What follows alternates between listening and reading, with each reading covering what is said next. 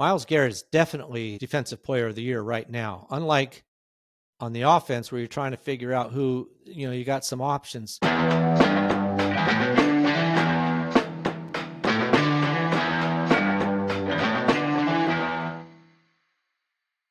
Welcome to Just the Stats, NFL Top 10's for Friday. All right, it is the weekend's coming up. Can't wait. We got some huge games on Sunday. There was a big game last night, Thursday night.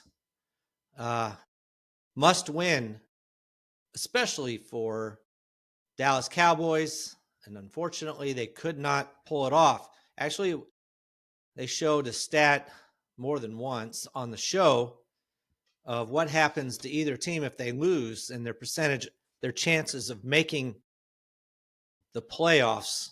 And for Dallas, 9% if they lost, and they did. And we'll talk about that. And then after that, after the game, we'll spend some time looking at some top 10 players this season for their team or the NFL and check those players out. See what kind of numbers some players are doing this season. Who's our possible MVPs for this year? And there's a couple, but with 5 games to go, I think it's still open. So we'll talk about that. So we'll get started. And we'll start off with a game. Like I said, Dallas Cowboys were visiting the Detroit Lions. And honestly, the Lions just were hard to stop. Gibbs is amazing. Even Montgomery had a good game. And Goff did okay. And so Detroit Lions pulled off a 44-30 win. And Dallas Cowboys, though their defense had really improved over the last 3 weeks, and they talked a lot about Quinnen Williams. They even interviewed him. The network did before the game, and how with him on the team, how it improved. Well, they couldn't stop Detroit. I mean, now Montgomery only had 60 yards and Gibbs had 43, but 22 carries for 109 yards. So basically 4 yards, more than 4 yards a carry there. But Montgomery had a 35-yard run and broke some tackles. A guy had him by his shirt and was trying to pull him down. He pulled away and was able to score. And Gibbs, wow, he looked more impressive actually catching the ball. I mean, he was 12 for 43, so he didn't even average 4 yards carry, but he had 3 rushing touchdowns, and Montgomery had 4 rushing touchdowns, which is probably what hurt Jared Goff's stats. He had 1 passing touchdown. But Gibbs, 43 yards rushing, but he had 77 yards receiving. So he still had 120 yards of offense. Not bad. And then Montgomery had 60 yards rushing, so he actually outrushed Gibbs on half the carry, 6 carries, 60 yards, and a touchdown. And then he threw in 1 catch for 13 yards, so he had 73 yards. But those two really did well in this game. And then St. Brown did well as well, 6 catches for 92 yards. And Jamison Williams showed up, 7 catches for 96 yards. So they really had the ball spread around. I mean, you had Williams and Brown and Gibbs all having 6 or 7 catches. Those were, well, by far, no one else had more than 2 catches in the game. Jared Goff, 25 for 34, 309 yards, 1 touchdown, no interceptions, and was only sacked 1 time. Though a couple of times they almost got to him. Now, on the other hand, Detroit did get to Dak Prescott, sacked him 5 times for 50 yards, intercepted him twice. That really hurt their team. Plus, there was 1 call which seemed incredibly bad, but, that happens. But Dak Prescott, 31 completions on 47 attempts, 376 yards, and 1 touchdown, 2 interceptions. So already, unlike last week, where there was hardly anybody even threw for 300 yards, this is Thursday night, and we've already got 2 people. That probably sounds better now. But we already have 2 players over 300 yards. So hopefully it's a good start to a highly offensive in a positive way. I'm saying that, where the offenses just shine this week, and we see some high scoring games, a lot of points out there, and a lot of good performances by different offensive players. But we'll see. For Dallas, Javonte Williams, 17 carries, 67 yards, and a touchdown. Now, CeeDee Lamb, 6 catches, 121 yards on 8 targets, but he left the game. I guess, what was that? Maybe early in the third quarter, and didn't play the rest of the game. So he could have had a lot more than that. George Pickens, and they commented after the game, but George Pickens, 5 catches, 37 yards, 9 on 9 targets. What was that? I forgot the guy's name on the show, but he was one of the guys. He used to play. He was really good for Seattle as a defensive player, but he was talking about Pickens, and he just seemed to feel that Pickens was out there not even making much of an effort. And if that's the case, that's just amazing. You've got a team that was trying to fight to get into the playoffs, and they need to win every game. And here you've got a player that's deciding that tonight, on Thursday night football with everybody watching, that he's just going to not really put out a lot of effort. And they showed some of the highlights, and, it gives that type of an appearance. I really don't understand it, but, Pickens has been kind of a touchy guy in Pittsburgh. That's why they were willing to get rid of him, and we'll see. But CeeDee Lamb did well. So Ryan Flournoy came out with 9 catches, 115 yards. So he really was the guy after CeeDee Lamb left. He had 1 touchdown as well, and that tried to help out the team. But really, whatever Dallas did, they would score, and they just could not stop Detroit from scoring again. And Dallas pulled within 7. They were losing 20-9 at halftime, pulled within 10 and then 7, and then just could not keep the pace as Detroit kept passing and having wide open players. Now, for Dallas, the Brandon Aubrey kept them in the game, had a 63-yarder, had 5 field goals on 5 attempts, had a couple more over 50. He really can kick the ball well. And, everybody talked about him having setting the record for the longest field goal. Well, Cam Little for the Jaguars did it, but it's not to say that if Aubrey had the opportunity to kick a 68-yarder, which is the record now, or maybe even 70, if he had the opportunity, it's not to say he wouldn't make it. And we'll look at these field goals in a little bit here, but the longest ones this season, I mean, almost all of them are over 60 yards. Already this season, that many field goals that have 60-plus yards. So who knows how many different guys could maybe kick at 68 yards if they had the right opportunity. All right, so Detroit wins. They're 8-5. Dallas Cowboys now are 6-1. And according to what they showed on TV, they're 9% chance to make the playoffs now. They'd have to have so many different things happen. For Detroit, now they're only up to 55%, so they have to keep winning. I mean, a little bit better chance than even, but still, there's a lot of work for them to make the playoffs. All right, now let's look at some numbers in this game. Now, Jared Goff did have 1 touchdown pass, which is what he needed to move into the top 10 all-time for passing touchdowns for the Detroit Lions.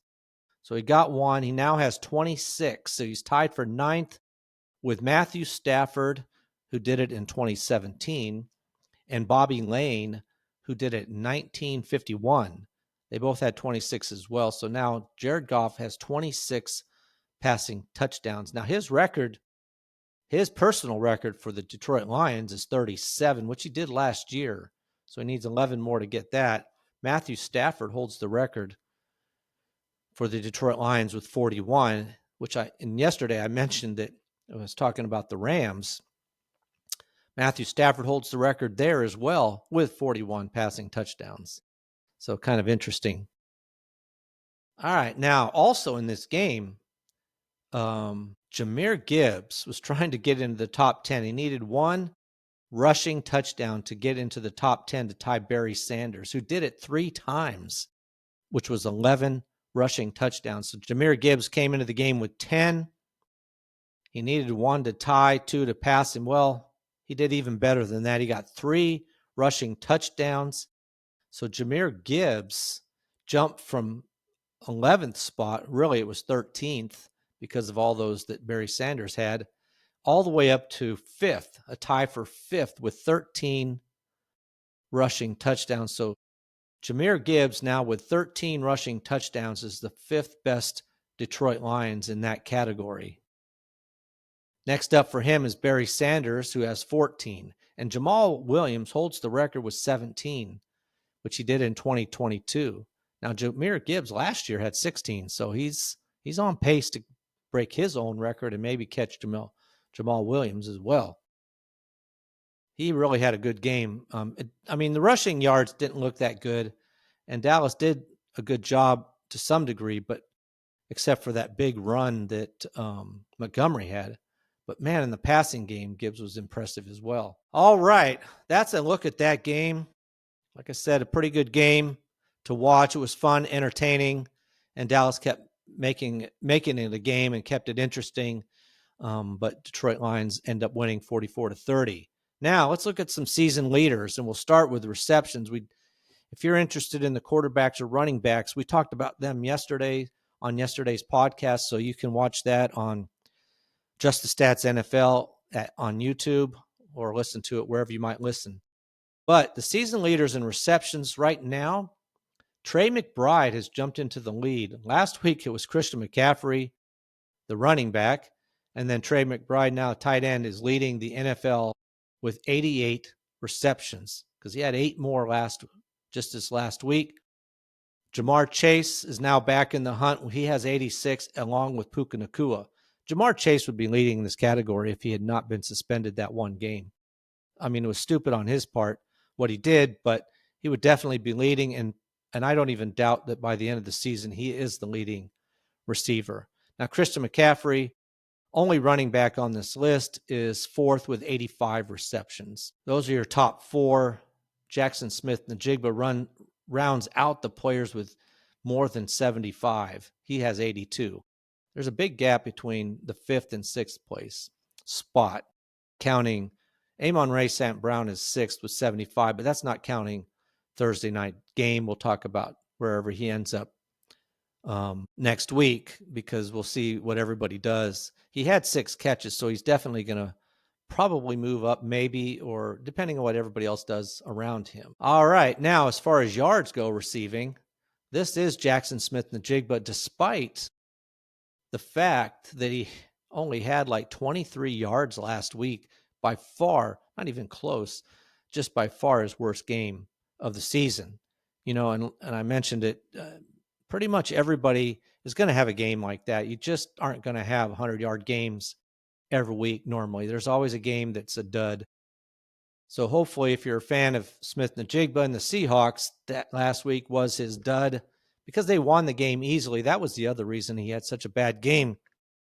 The Minnesota Vikings put up no fight, and the Seahawks really didn't have to throw the ball.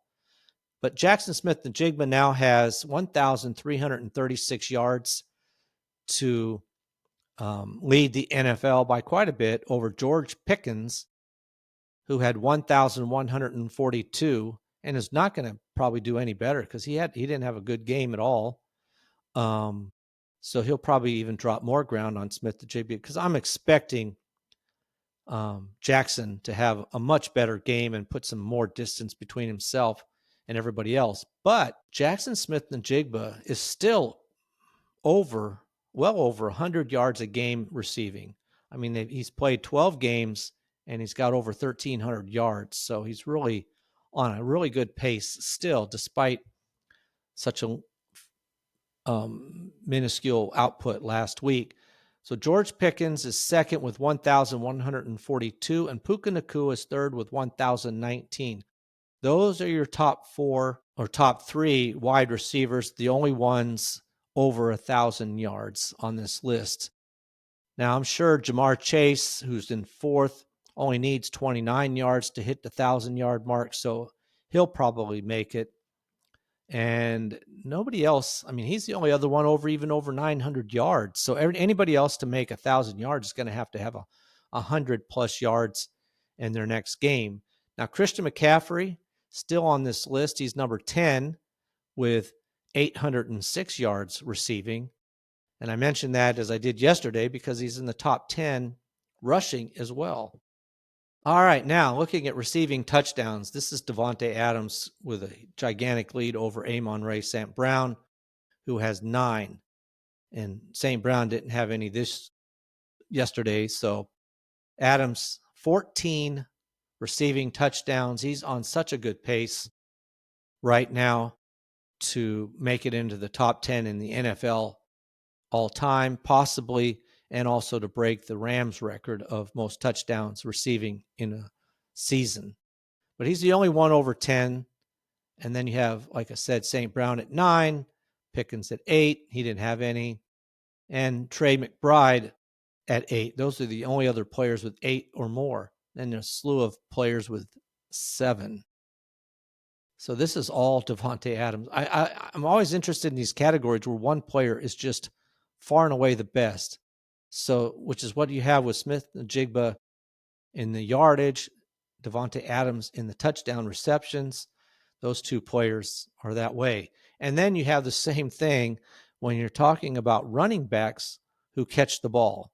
So receptions by running backs. This is Christian McCaffrey by 31 receptions. He's got the lead over Devon Achane.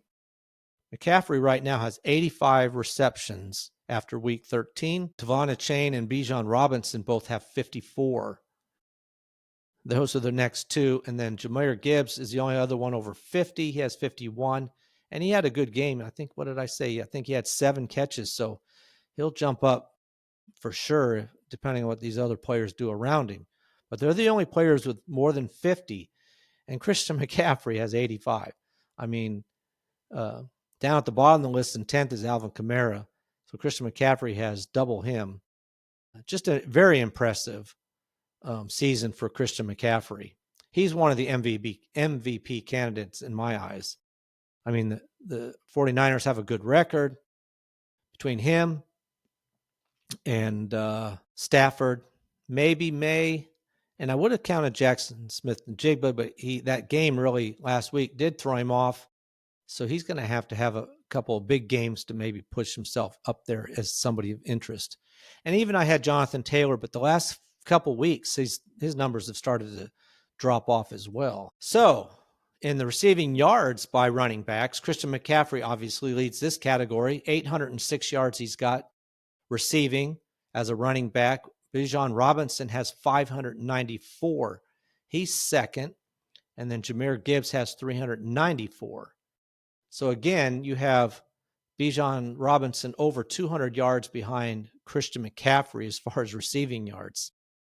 I mean, Christian McCaffrey's on a pace, if he can keep it up, and this is why I think he could be an MVP, of having 1,000 yards rushing and 1,000 yards receiving.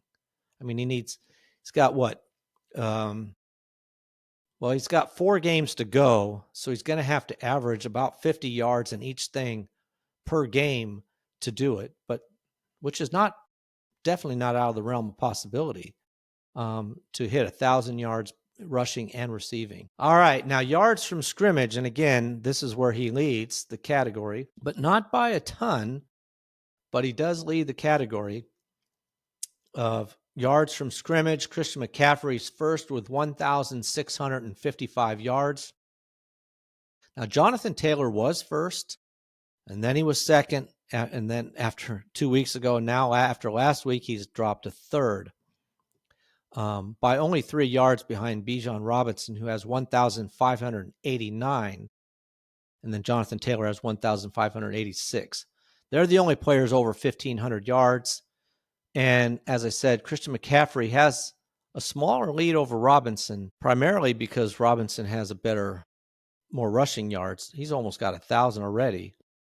But there is a difference of 56 yards between the two of them right now. And then Jonathan Taylor is also not far behind. So Robinson, Taylor have big games and Christian McCaffrey doesn't, you could see another shakeup up here um, among those. Now, everybody on this list is running backs except for Jackson Smith and Jigba, who was near the top, but with only 23 yards last week, it dropped him way down, all the way down to 7th.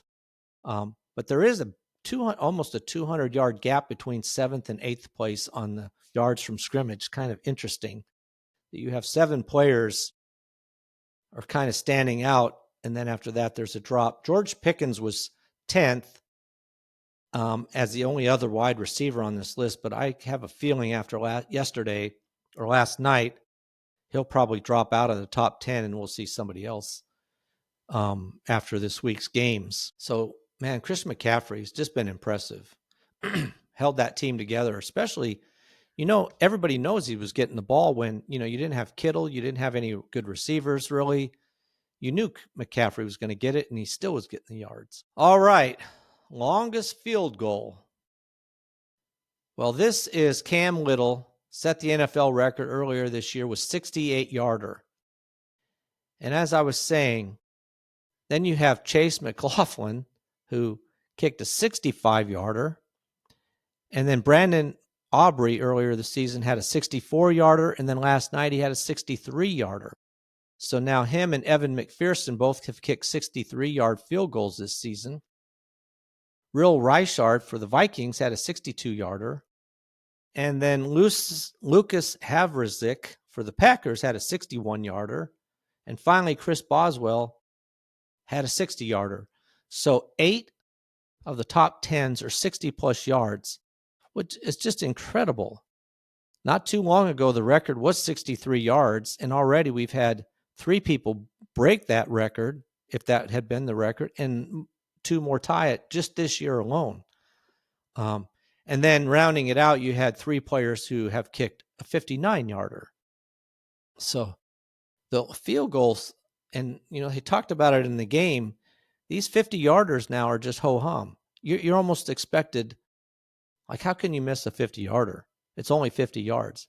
But back in the day, there would be hesitation to even kick a 50-yarder. 10 years ago, you debate whether you really should kick a 50-yarder, 50-plus yarder, or just punt. Nowadays, you're talking about whether to punt when you're at 60 yards, not 50 yards. It's just amazing the distance these guys have. And like I said, despite Cam Little holding the record with 68-yarder, I think obviously Brandon Aubrey could do it. Chase McLaughlin kicks a 65-yarder. Now that one just scraped over. It would not have made 68 yards. Cam Little's would have made 70 actually. But I think Brandon Aubrey would definitely make a 68-yarder as well. But for Cam Little, it just worked out perfectly. It was the end of the first half. They got the ball close enough for him to give it a shot. It was only 1 or 2 seconds on the clock, so it was like a perfect scenario to try it, and he made it. But these field goal kickers are amazing. All right. Well, again, we're going to talk about tackles. And when I say again, because this is another player who stands out among everybody else right now as far as tackles go. And I don't talk about tackles, too many defensive players all the time, but Jordan Brooks for the Dolphins has 137 tackles. Second is Bobby Wagner with 115. He plays for the Commanders. So you're talking about a jump of 22 tackles between first and second, because after that, you have 2 more players, Devin White for the Raiders and Cedric Gray for the Titans, who have 114.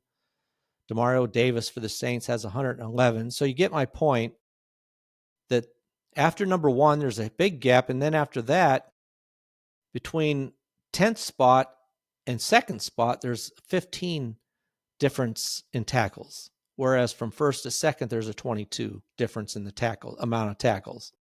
So it's just, for me, saying Jordan Brooks is standing out right now as far as tackles go. Now, I say that because it is impressive, but it's not as impressive as Myles Garrett, who for tackles for loss right now has 28. And I had mentioned mistakenly that Max Crosby was leading the NFL in tackles for loss. Well, he's second with 23, but he's not first.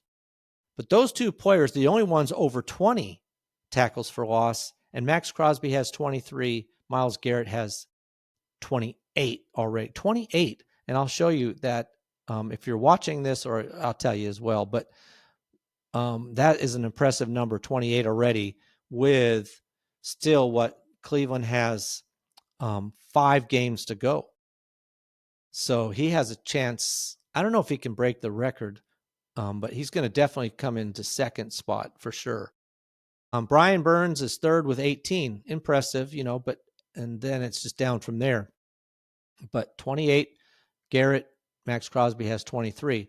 And then to show how dominant Myles Garrett has been, first let me tell you this about the tackles for loss. So the record, which is an amazing record by J.J. Watt, in 2012 had 39 tackles for loss. Now, I say that's impressive because he also holds the second and third spot, which he did in 2014 and 2015 with 29. So from first to second, there's a 10 tackles for loss difference. He had this one crazy season, outlandishly good, where he had 39 tackles for loss. The next best he owns with 29. That's a major gap.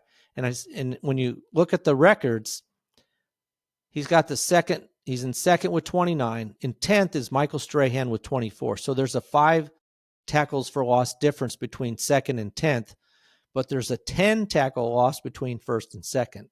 So now here comes Myles Garrett, who's already got 28. So he's in fourth all time in tackles for loss in the NFL with 28 tackles for loss. Next up is J.J. Watt, who has twice did it with 29. So I fully expect him to catch J.J. Watt and move into second and break this domination that J.J. Watt has had at the top 3 spots. He only needs 1 to tie, 2 to any. He's such a pace right now. He's averaging better than 2 a game right now. So you expect him to hit 30. No one else has hit 30 but J.J. Watt. So Myles Garrett is definitely Defensive Player of the Year right now. Unlike on the offense where you're trying to figure out who, you got some options. There's nobody right now that's giving any challenge to Myles Garrett as far as that goes. Now with 23, as I mentioned, that Max Crosby has, which is very good. He's only 1 away from getting into the top 10 all-time in tackles for loss. So he could also pop up onto this list this year. We'll see. Now this season alone, Myles Garrett in sacks leads the NFL with 19. Brian Burns is second with 13. 6 tackles difference between first and second. So Brian Burns having a good season, his tackles for loss and sacks, but nothing compared to Myles Garrett's numbers. Micah Parsons is third with 12.5. You've only got 9 players with 10 or more sacks right now this season. And Myles Garrett almost has that doubled with 19. So quite an impressive season so far for Myles Garrett, making a case that he's dominating the NFL on defense, and he'll be the NFL Defensive Player of the Year for sure. Who knows? I don't know if he could be the MVP of the NFL. I don't know if I'd have to look it up if a defensive player has ever done that, but we'll see. All right, that's a look at some numbers. Some big numbers there, interesting ones. Like I said, can't wait for the games on Sunday. We've got some huge games coming up, games where teams are trying to survive in the NFL, as far as the playoffs coming up. I mean, Atlanta's still trying to hang in there, but they play Seattle. So Seattle's trying to stay close with the Rams for first place. Cincinnati's got a chance because how bad Baltimore and Pittsburgh are to stay in there, but they play Buffalo. And Buffalo needs to win as well to even stay. They're a wild card team. They're a 7th wild card spot, so they need to win. So that's a must win for both teams. Looking down, then you have some that aren't as big. Tampa Bay needs to win over New Orleans to stay ahead of the Carolina Panthers, who are on a bye. So if they don't win, they'd be in a deadlock in first place. Obviously, the Indianapolis-Jacksonville game, they're both 8-4. So Whoever comes out of that game, the winner, will be in first place.